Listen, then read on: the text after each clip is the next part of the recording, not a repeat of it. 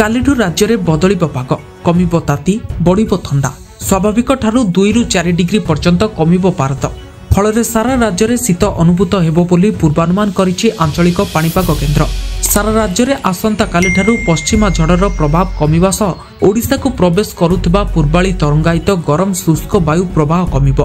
यह सह देशर मध्य भागरे एक गुरुचाप वलय सक्रिय हेबाकु जाउछि जार प्रभाव रे राज्य को उत्तर पश्चिम तथा उत्तर दिगरु शुष्क थंडा वायु प्रवाह बढ़िबो। यार प्रभाव रे आसंता 2 दिन मध्यरे सारा राज्य रे रात्रिर तापमात्रा 2 ରୁ 3 डिग्री पर्यंत कमिबो।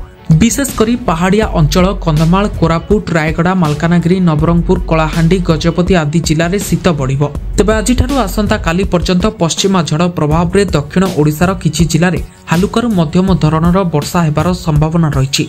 सेहिभଳି मयूरभंज बालेश्वर केन्दुझर भद्रक जाजपुर ढेंकानाल सह गंजाम गजपति कंधमाल रायगड़ा कोरापुट और मालकानगिरी रे हालुका वर्षा हेबो बोली पाणीपाग केन्द्र कहिछि।